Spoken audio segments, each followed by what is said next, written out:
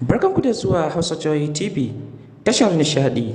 Ku danna alamar subscribe domin samun shirye-shiryenmu kai tsaye da zarar mun ɗora. Mun gode. Musayar wuta ta ɓarke tsakanin 'yan ƙungiyar Ansaru da 'yan bindigar da suka kai musu hari a yankin birnin Gwari na jihar Kaduna. Shugaban ƙungiyar haɗin kan masarautar birnin Gwari, Ishaq Usman Kafai, ya ce kawo yanzu ba a kai ga tantance yawan 'yan bindigar da 'yan Ansaru da aka kashe a faɗan ba. Ishaq Kafai ya shaidawa jaridar Aminiya cewa an yi barna a lokacin faɗan, an ƙona wani shago da motoci guda biyu da wani asibiti mai zaman kansa. 'Yan bindiga kuma sun kashe wasu leburori biyu a lokacin da suke tserewa zuwa cikin daji. Amma ya bayyana cewa asibitin ya ƙone ne a sakamakon wutar da ta tashi a wata mota da aka ƙona. Shaidun gani da ido sun ce 'yan ƙungiyar Ansaru na tsaka da yi wa jama'a wa'azi a ƙauyen Damari ne 'yan bindiga suka je suka buɗe musu wuta a garin, haka suka kashe wasu mutum biyu.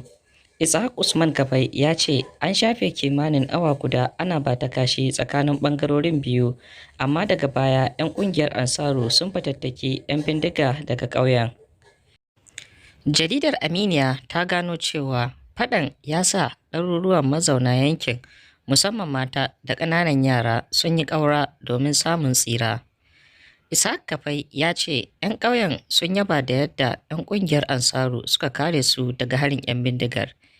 Ya bayyana cewa bayan ƙaurar ta lafa, mayakan ƙungiyar Ansaru sun ci gaba da wa'azinsu tare da kiran mazauna ƙauyen da su mallaki makamai domin kare kansu daga makiya da kuma gwamnati domin kafa gwamnatin musulunci.